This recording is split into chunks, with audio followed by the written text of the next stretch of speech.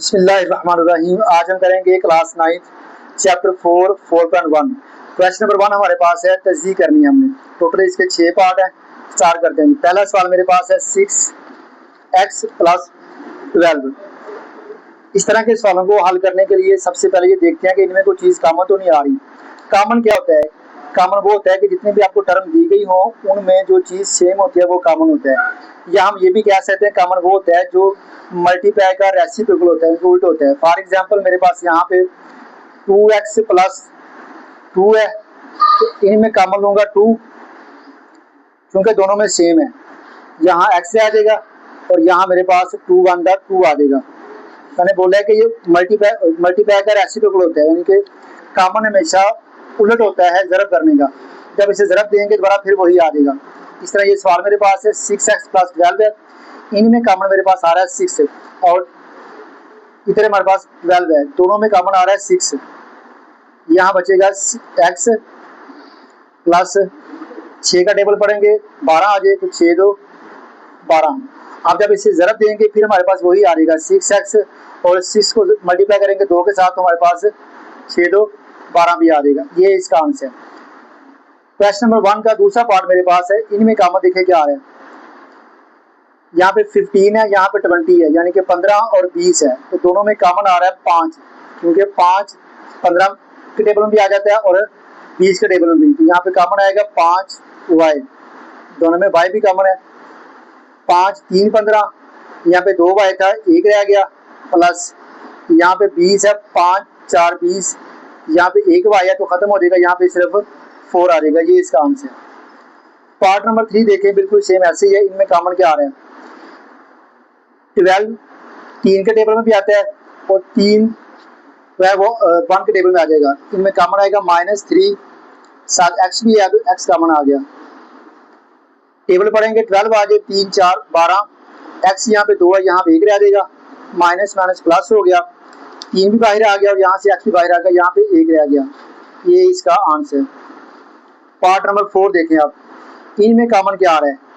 इसमें 4 है, इसमें 8 है, तो 4 और 8 दोनों के टेबल में 4 आ रहा है। 4 कॉमन ले लिया, यहाँ पे a 2 है, यहाँ पे a 1 है, दोनों में एक चीज़ कॉमन आ गई। b देखें, यहाँ पे b 1 है, यहाँ b 2 है, तो b 1 दोनों में है, ये चीज़ कॉमन आ गई। यहाँ बचा मेरे पास 4 बाहर आ गया, a 2 है, यहाँ पे a बंद रह गया, b वैसे ही बाहर आ गया, प्लस 4 का टेबल पढ़ेंगे हमारे पास 8 आ गए, 4 2 8, a बाहर आ गया क्योंकि बाहर है, यहाँ पे b 2 है, यहाँ b 1 है, यहाँ पे सिर्फ 1 भी रह गया। ये इसका आंसर है। पार्ट नंबर 5 देखें आप, बिल्कुल इजी है। इन 3 टर्म में क्या चीज़ कॉमन आ रही है? x इसमें भी है, इसमें भी x है और इसमें भी x है, सब में x कॉमन ले लेंगे। अगर बचेगा मेरे पास यहाँ पे y -3x प्लस यहाँ पे x है तो x बाहर आ गया, यहाँ पे सिर्फ 2 बचा। ये इसका आंसर है।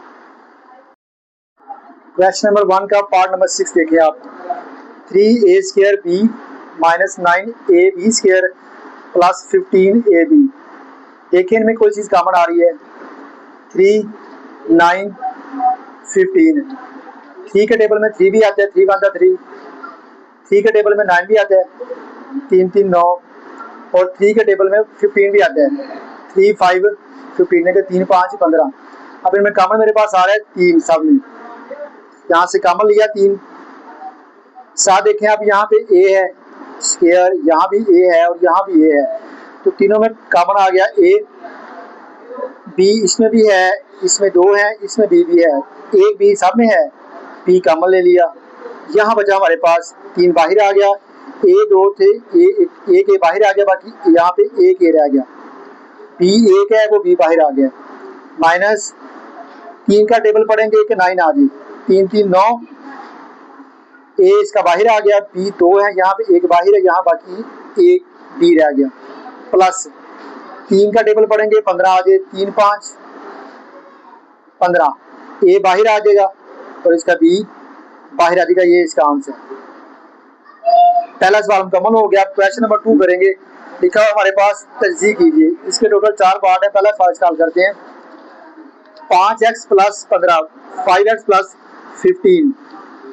देखिए इसे हल करने के सबसे पहले देखिए इसमें कुछ चीज कॉमन तो नहीं आ रही, तो कॉमन क्या है जी, इसमें 5 है, इसमें 15 है, दोनों टर्म में 5 आ रहा है, यानी कि 5 के टेबल में 5 भी आता है और 5 के टेबल में 15 भी आता है, तो 5 इसका आ जाएगा कॉमन, यहाँ बचेगा x प्लस 5 3 15, ये इसका आंसर आ गया।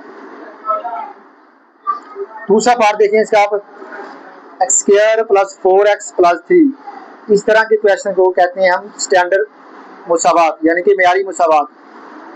मेयारी मुसावात की आसान सी आप पहचान देखें, सबसे पहले स्क्वायर की फॉर्म आएगी, फिर स्क्वायर के बगैर की फॉर्म आएगी और लास्ट में कांस्टेंट आएगा, यानी कि एक्स स्क्वायर एक्स और कांस्टेंट रकम।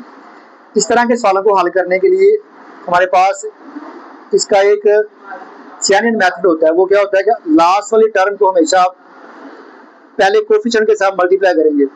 यहाँ पे क्या है, जिसके साथ कोई ना हो उसके साथ एक कोफिशिएंट होता है, तो 3 को जरूरत देंगे 1 के साथ, हमारे पास आएगा यहाँ पे 3 1 3। अब इसकी तस्दीक कर लेंगे 3 1 3, इसके दो फैक्टर बन गए 3 और 1। इन दोनों को इस तरह यहाँ पे लिखेंगे कि इनको प्लस या माइनस करने से दरम्यान वाला आ जाए, और जब दोबारा उसे मल्टीप्लाई करें तो हमारे पास वही टर्म आ जाए। तो देखिए मेरे पास दो फैक्टर हैं 3 और 1, तो यहाँ लिखूंगा मैं एक्स स्क्वायर, पहले वाला हमेशा वैसे ही आएगा, प्लस 3x प्लस x, ये वाला भी वैसे ही आएगा।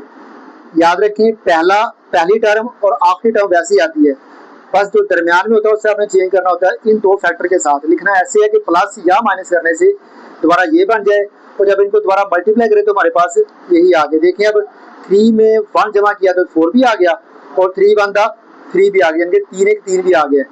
अब इनमें कॉमन देखें क्या आ रहा है, इन दो टर्म में कॉमन मेरे पास आ रहा है x, यहाँ 2 है, यहाँ पे 1 x आ गया, प्लस इसका x बाहर आ गया, यहाँ पे सिर्फ 3 बचे। इन दोनों में कॉमन क्या आ रहा है, जिनमें कॉमन कोई ना हो उनमें 1 होता है, तो प्लस 1 कॉमन आ गया, x प्लस 3 बचा। देखना होगा कि हमारा सवाल ठीक हो रहा है कि नहीं हो रहा, तो ये देखें कि ये दोनों आंसर ठीक आ रहे हैं, बराबर आ गए आपके, तो समझो जो आप सवाल आप ठीक कर रहे हो। इन दोनों में से एक लिखेंगे आप x प्लस 3, और फिर इसे और इसे मिलाकर लिखेंगे x प्लस 1, ये इसका आंसर। पार्ट नंबर 3 देखें आप, x square plus 6x plus 8, बिल्कुल वैसे ही है। सबसे पहले हम लास्ट वाले को पहले वाले के साथ मल्टीप्लाई करेंगे, यहाँ पे 1 होता है, जरूरत करेंगे 8 1 8 आ गया, इसके फैक्टर बना लेंगे 2 4 8, तो 2 4 2 1 2, मेरे पास आया 2 2 और 2। इनको ऐसे तरतीब देना है कि प्लस या माइनस करने से 6 भी आ जाए, और उनको दोबारा मल्टीप्लाई करने से हमारे पास ये फैक्टर आ जाए। देखिए आप यहाँ पर लिखा जाए 2 2 4 और 2, यानी कि 2 में 4 जमा करो तो क्या आता है 6, और 2 को जरूरत दें 4 के साथ तो फिर क्या आता है 8। यहाँ पर लिखेंगे पहली टर्म वैसी आ गई, आखिरी टर्म भी वैसे लिखेंगे, दरम्यान में आएगा प्लस 4x प्लस 2x, ये वाले दो फैक्टर जो थे लास्ट में वैसे ही आ गया। इन दोनों में कॉमन आ रहा है x, क्योंकि x इसमें भी है और इसमें भी है, तो x कॉमन आ गया, 2 थे 1 रह गया, प्लस 1 है, यहाँ पे 4 बचा। इन दोनों में कॉमन देखिए आप आ रहा है 2 के टेबल में भी आता है और 8 2 के टेबल में भी आता है, तो यहाँ पे आएगा मेरे पास 2, इसका कॉमन आ गया, यहाँ बचा x प्लस 2 का टेबल पढ़ेंगे हमारे पास 8 आ गए, 2 4 8, दोनों इक्वल आ रहे हैं, इसका मतलब हम ठीक जा रहे हैं। इन दोनों में से एक लिखेंगे x प्लस 4, और इसे मिलाकर लिखेंगे x प्लस 2।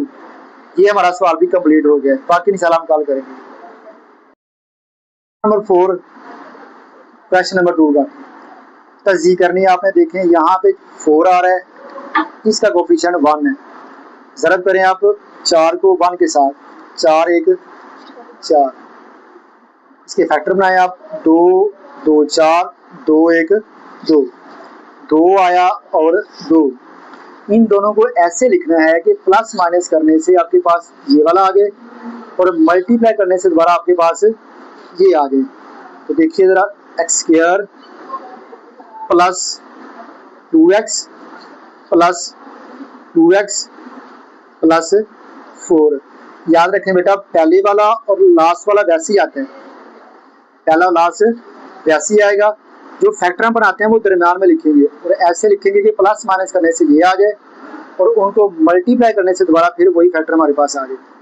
अब इनमें कोई चीज़ कॉमन आ रही होगी, देखें यहाँ एक्स स्क्वायर है, यहाँ पे एक्स है, दोनों में कॉमन आ गया एक्स, बाकी बचा यहाँ पे 2 थे, यहाँ पे एक एक्स रह गया, प्लस यहाँ पे एक्स बाहर आ गया, यहाँ 2 बच गया। इनमें कॉमन क्या आ रहा है, 2 के टेबल में 2 भी आता है, 2 1 2, और 2 के टेबल में 4 भी आता है, यानी कि 2 के टेबल में 2 आता है, 2 1 2, और 2 के टेबल में 4 भी आता है, 2 2 4। तो इसका जो कॉमन है वो 2 आ जाएगा, यहाँ बचेगा x प्लस 2 2 4, ये दोनों इक्वल आ गए।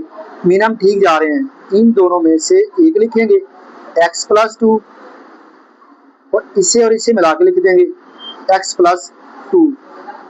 ये हमारा सवाल है।